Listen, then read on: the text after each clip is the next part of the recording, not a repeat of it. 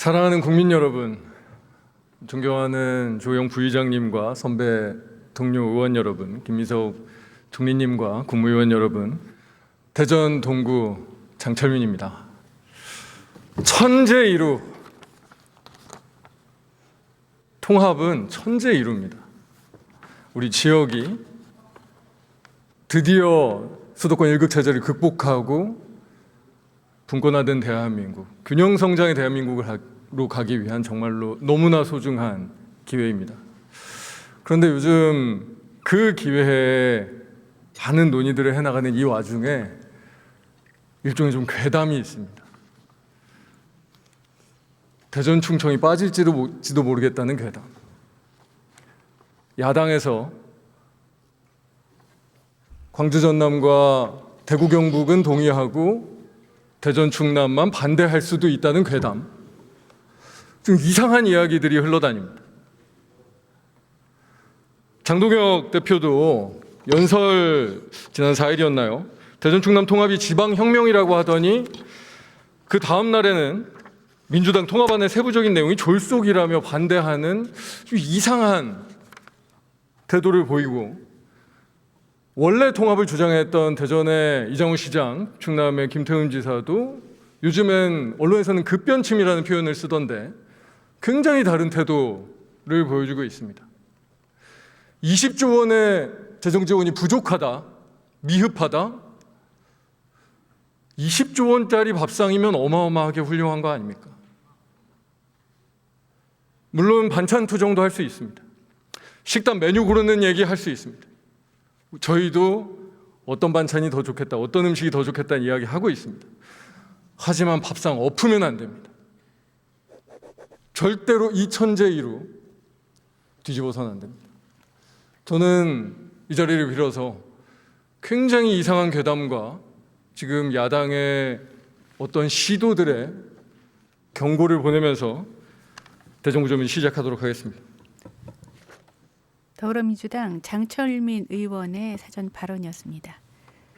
발언 때 높이가 올라가지는 않지만 이동시키는 중입니다. 국무위원석을 향해서 발언석이 이동되고 있습니다. 총리님 부탁드리겠습니다. 국무위원석 맨 앞줄에 앉아있던 김민석 국무총리가 다시 앞쪽으로 이동했습니다. 고생 많으십니다. 말씀에 요즘에 이상합니다. 국정 운영으로만도 너무 힘드실 것 같은데 이래저래 뭐 자꾸 무슨 시장 여론조사를 돌리기도 하고 이 국정에 집중하시는 걸 좀 방해하는 느낌도 있는데 어떻게 괜찮으십니까? 뭐 괜찮습니다. 네, 꼭 성공한 총리가 되실 수 있도록 예. 집중해 주시면 좋겠습니다. 제가 방금도 서두에 좀 말씀을 드리긴 했는데요. 혹시나 저는 사실 그러지 않을 거라고 생각하는데 요즘 진짜 며칠 동안 좀 괴담이 있었습니다. 어떻게 생각하십니까? 혹시 대전 충남만 반대해서 빠질 수도 있다라는 이 이야기. 사실은 저희도 최근에 좀 주의 깊게 보면서 좀 저는 특별히 이제 그 후속 조치를 이렇게 초과해야 되는 입장이라서 고민하고 있습니다. 이게 세 군데가 논의가 됐는데 막상 제일 처음에 논의가 시작된 대전 충남이 빠지면 어떻게 하나 좀 답답합니다. 아니, 일각에서 주장하는 것처럼 지금 아마 발의된 법안 때문에 그런 것 같은데 이 규제 특례나 뭐 여러 가지 이제 권한의 특례나 재정 특례 차원에서 지역 간 차별이 있을 가능성이 정말 조금이라도 있습니까? 없습니다. 아예 없지 않습니까? 있을 수가 없습니다. 왜냐하면 공통적인 것을 가지고 통과시킨 후에 혹 그 이후에 각 지역에 맞춤형으로 더 필요한 것들을 추가적으로 특례를 조정해 갈 수는 있습니다. 그리고 그렇게 할 수밖에 없지 않습니까? 지역이 다르기 때문에 그런 2단계 설정을 하고 있고 그 다음에 특례의 부분 조정 부분을 총리 산하의 지원위원회를 둬서 할 것인데 기본적으로는 재정적으로나 또 권한적으로나 특례상으로나 두 군데든 세 군데든 같은 내용으로 시작할 수밖에 없습니다. 그러면 법이 일종의 차별이 있을 가능성은 아예 없다라고 명확하게 얘기하시는 거죠? 저는 그렇게 생각합니다. 그럼 혹시나 정부가 차별 대우할 가능성이 있습니까? 어떻게 가능하겠습니까? 절대 없지 않습니까? 그렇습니다. 그러면 야당에서 특정 지역은 찬성하고 특정 지역은 반대한다라고 하는 합리적인 이유가 있을 수 있습니까? 더 무엇을 기대한다 하는 건 뭐 있을 수 있겠지만은 적어도 현재까지 지방정부의 입장에서 예를 들어 재정 하나만 놓고 본다면은 중앙으로부터 오는 지금보다 훨씬 많아지는 거 아닙니까? 뭐 명백한 사실 아니겠습니까? 그걸 놓고 어떻게 다른 해석이 가능하겠습니까? 그것에 대해서 폄하하는 것은 사실은 광역 통합이 가져올 공익과 달리 뭔가 사적 이익의 충돌이 그런 것을 주민들의 이 공익과 달리 이러저러한 주장을 또는 그런 어떤 여론의 유포를 하는 것일 거라고 짐작하고 있고, 문제는 그 결과가 결국은 주민들에게 장기적 관점에서 해가 되는 거 아닌가 하는 그런 우려를 가지고 있습니다. 아니, 실제로 워낙 비합리적인 이야기라서 뭐 이런 어떤 이 야당의 급변침이라고 표현하던데 언론은, 그러니까 합리적인 이유를 찾기는 어려우니 정치적인 이유를 찾게 되고, 정치적인 이유를 찾게 되니 대전 충남은 통합되면 강훈식 비서실장이 출마하면 절대 못 이겨서 그렇다 라는 정치적인 이유를 이야기하는 기사도 있더라고요. 그렇게 해석될 여지도 생기지 않겠습니까? 뭐 저희와 다른 분들의 이 어떻게 머릿속에서 생각하는지를 제가 평가할 입장은 아닌 것 같고요. 그런데 세상 일이라는 것은 전혀 다른 상황, 전혀 다른 사람들, 전혀 다른 환경을 놓고도 눈을 감고 똑같이 판단을 해서 옳으면 옳은 거 아니겠습니까? 대전 충남의 통합이 만약 대구 경북과 광주 전남이 통합을 선택하는 상황에서 만약에 거기서 빠지면, 할 수 있는데 빠지면 4년 후에 어떤 결과를 가져올까, 이것은 굉장히 명료하다고 생각합니다. 제가 이게 정말 괴담 같은 얘기인데도 불구하고 이 말씀을 이렇게 좀 길게 드리는 이유가 정말로 그런 일이 절대로 없었으면 좋겠다는 바람에서 사실은 말씀을 드리는 거기는 합니다. 정말 이런 비합리적인 시도가 있다면 정부도 정말로 일관되고 아주 명확한 스탠스를 유지해 주시기를 요청드리겠습니다. 네, 근데 분명히 이 자리에 빌어서 말씀드릴 것은 정부의 입장은 명료합니다. 다만 이 문제는 법의 통과와 관련된 문제이기 때문에 국회에서 사실은 선택하고 결론을 내는 것을 저희가 어떻게 강제하기는 어렵다. 그 부분은 여야 의원님들이 해당 지역에서 머리를 잘 맞대고 풀어주셨으면 좋겠습니다. 그 재정 불문 얘기를 조금 드리겠습니다. 안 그래도 우리 시민들께서 이 재정 지원의 지속 가능성, 통합특별시에 대한 재정 지원의 지속 가능성에 대한 얘기를 굉장히 많이 하십니다. 실제로 저희도 이게 그래도 4년에 20조 딱 끝이 아니라 그 이후에도 어느 정도는 지속 가능해진다는 게 명확해져야 당연히 통합특별시 운영도 훨씬 뭔가 합리적이 될 수도 있고요. 저희도 뭐 시민들과 소통하기 훨씬 편하기 때문에 이런 어떤 그 재정의 지속 가능성에 대해서도 정부에서도 조금은 더 명확하게 해주실 수 있지 않겠습니까? 일단 현재로서는 저희 정부의 임기 남아있는 4년 동안 적용되는 것을 저희가 책임 있게 담보하는 것이 맞다고 생각합니다. 그리고 그 이후에 지속 가능성 여부와는 별도로 현재 약속된 4년 최대 20조, 그 부분은 해당 지역에서 지금 산업의 변화, 메가특구, 공공기관 이전, 그다음에 새로운 전략산업의 등장, 이런 것과 연동돼서 그 지역에 새로운 산업을 만들어내는데 적어도 시작으로서는 충분한 의미가 있는 기간이라고 생각을 합니다. 그렇기 때문에 그 부분에 있어서 저희가 확실하게 그 부분의 지원의 약속은 지킨다. 그리고 그것의 구성을 어떻게 할 것인가에 대한 고민과 시뮬레이션과 이런 것을 지속적으로 하고 있다라는 말씀 드리겠습니다. 저는 솔직히 개인적인 의원. 바람은 저희가 통합특별법을 통과시킬 때 뭐 관련된 지방세법도 함께 통과시키면서 예측 가능성을 주는 게 시민들 신뢰를 확보하는 데 가장 좋다라고 생각을 하고 있는데, 뭐 당장에 저희가 원래 국정과제나 공약으로 약속했던 지방교부세율을 어느 정도 올린다든지, 아니면 저희가 사실 예전에 1차 재정분권, 2차 재정분권 할 때도 엄청나게 다양한 세목을 했던 건 아닙니다. 거기가 지방소비세율을 뭐 제 기억으로는 한 10%부터 계속 올려서 지금 25.3%까지 한 4번 정도로 1, 2차 재정분권 때 올려왔던 거거든요. 그래서 저희가 그냥 단순하게 앞으로 예산으로 20조를 만들겠다가 아니라 뭐 저희가 세목들은 더 복잡해질 수는 있어도 어쨌든 지방교부세나 지방소비세와 같은 그런 큰 틀에서 앞으로 지속 가능한 세원을 확보해 나가겠습니다 정도의 약속이라도 세와 해야. 지방세 비율 등등을 포함한 재정분권 TF는 지금 말씀하신 대로 별도 트랙으로 돌아가고 있기 때문에 이 만약에 어느 지역이 예를 들어 대전 충남이 선택한다면 그 4년 내에 이 재정분권 TF가 같이 달려가면서 또 조정이 같이 이루어질 것이다 이렇게 말씀드리겠습니다. 네, 저희가 하여튼 4년 그 이후에 대한 부분이 그게 3조가 될지 얼마가 될지 좀 명확해져야 실제로 지속 가능한 성장에 도움이 되기 때문에 그 부분에 대해서는 저희도 재정 TF에 끊임없이 같이 협의하고 해 나가겠습니다.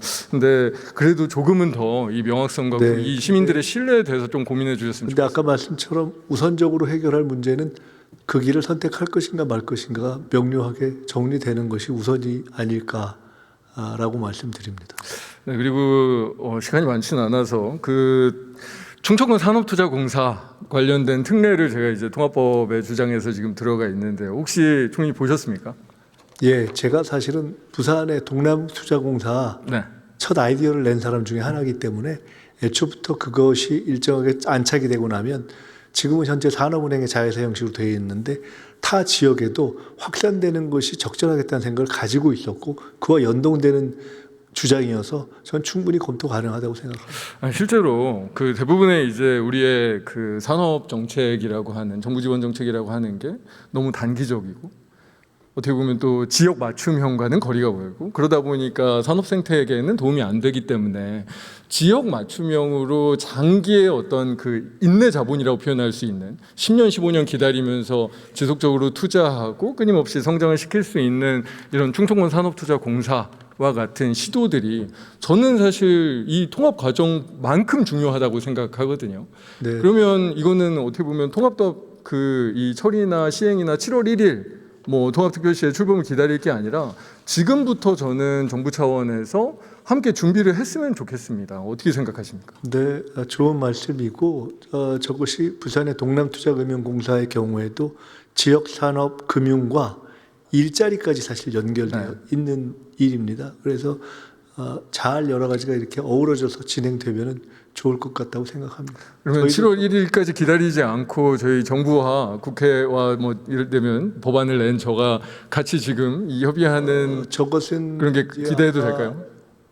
제가 정확히 봐야 됩니다만은 아마 산업은행이 연관되어 있는 디자인일 것 같은데 산업은행 측의 어떤 계획과 여력하고도 연동되어 있는 것이기 때문에 그렇게 같이 의논하면서 일찍 시작할 수 있으면 얼마나 할 수 있는지 그것도 함께 논의해 가시면 좋겠습니다. 네, 좀 꼭 그렇게 한번 검토해 보시고 같이 협의해 주셨으면 좋겠습니다.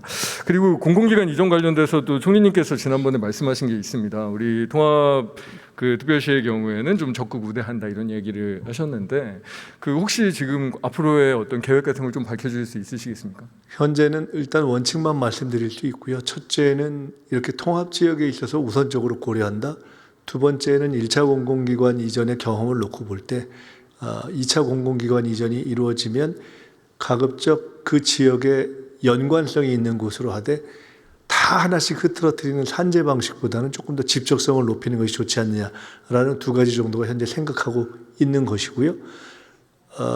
실제로 그것을 하는 준비하는 시기는 지금부터 한 올 상반기에는 조금 원칙을 갖고 내용을 이렇게 숙성시켜 가되 실제 결정은 올 하반기부터 해가는 것으로 하고 그 2차 공공기관 이전의 문제도 아마 총리실이 상당히 관여를 하면서 하게 될 것으로 생각합니다. 필요하면 같이 의논을 할 수 있는 길을 찾겠습니다. 네, 그래서 그 좀 제안을 드리고 싶은데 장철민 우리 총리께서도 직접 지난번에 언급을 하신 건데요. 저희가 지역선호 산업 여건 이런 거를 고려해서 하겠다. 그러니까 과거처럼 그냥 단순하게 몇 개 기간 이전하고 이렇게 하진 않겠다라고 분명하게 지금도 말씀을 하셨고요.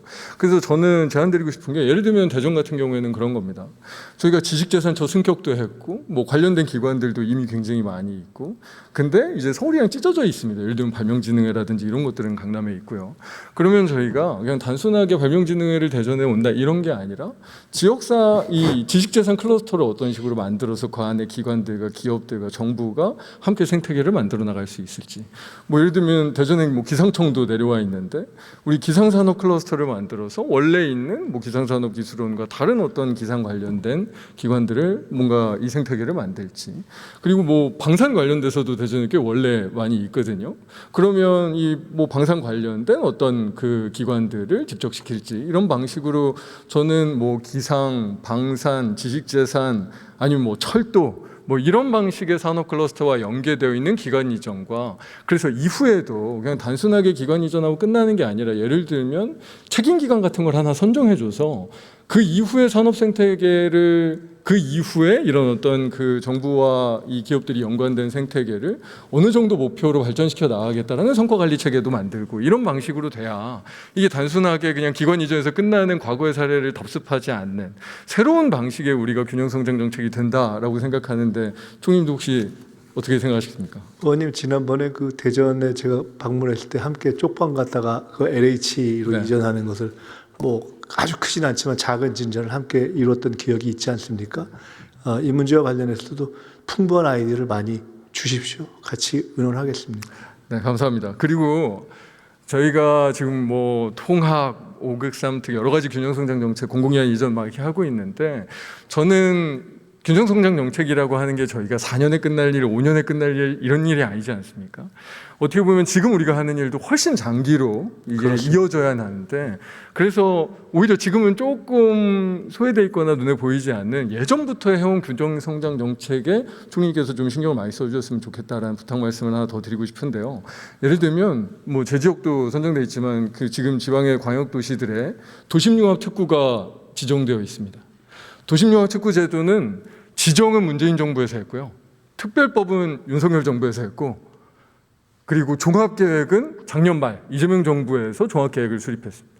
이렇게 세 개 정부를 지속해온 균형성장 정책이 거의 유일합니다.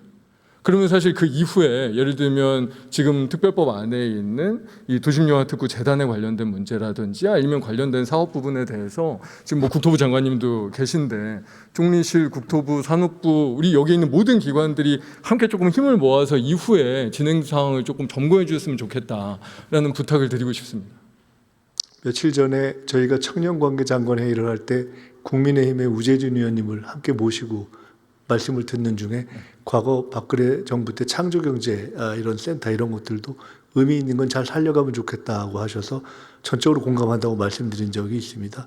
그런 저희들의 마음을 열어놓고 바라보는 취지에서 말씀드린다면 지금 말씀하신 몇 대 정부를 거치면서 있었던 중에 의미 있는 성과 내지는 살릴 소지 이거 충분히 살려갈 저희들 마음의 그 개방성을 가지고 있습니다. 오히려 저는 더 집중적으로 오히려 더 저희가 지금 균형성장에 대한 의지를 이정 정부에서는 더 많이 가지고 있기 때문에 과거의 특별법에 우리가 담지 못했던 내용들도 오히려 더 발굴하고 정말로 성공시키는 데 함께 해주셨으면 좋겠고요. 시간이 별로 없으니까 간단한 거 몇 개만 좀 말씀드리면 그 루센트 블록건 혹시 어디요? 루센트 블록이라고 네. 지금 이 좀 이슈가 되는 이 조각 투자 관련된 네네. 장외시장 네. 인가 조각 투자 관련돼서 네 지금 뭐 금융위에서 인가 절차를 갖고 있는데 지금 여러 가지 스타트업들이나 이런 어떤 샌드박스를 거쳐온 기업들이 이 건이 어떻게 될지에 대해서 굉장히 주목하고 있어요. 앞으로 우리가 혁신 성장에 대해서 이야기를 한다고는 하는데 이러다가 회사 그냥 문 닫는 결정이 나오면 그 회사든 아니면 여기에 있는 고객들이든 너무 어려워지는 거 아닌가라는 걱정을 하고 있으니까 그런 걱정들 잘 살펴주십사 하는 바람이 하나 말씀드리고 또 하나는 이것도 뭐 거래소 관련된 일이긴 하지만 아까 우리 코스닥 얘기가 많이 나와서요. 코스닥이 발언 시간이 초과돼서 마이크가 꺼졌습니다. 네. 그냥 나스닥이 좋아서만 가는 거는 현재 질의자는 더불어민주당 대전 동구 장철민 의원입니다. 밸류에이션은 너무 후려치고 네. 이 밸류에이션을 후려친다는 게 이게 저는 얼굴에 웃음을 띤 표정으로 계속 질문을 이어갑니다. 반면에 김민석 총리 얼굴은 기업 가치를 충분히 굳은 표정입니다. 이게 오히려 낮은 가진 가치로 상장이 되고 막 커지면 이거 좋아 하지만 제432 국회 임시회 제5차 본회의 경제에 관한 대정부 질문 중입니다. 8번째 장철민 의원이 김민석 국무총리를 상대로 계속 질문을 이어가고 있습니다. 1인당 12분의 시간이 주어지고 발언 시간은 이미 초과가 됐습니다. 12분은 네, 답변 그렇게 시간을 하겠습니다. 제외한 시간입니다. 서로 인사를 나눕니다. 발언대의 위치를 다시 정면을 향해 돌리고 있습니다.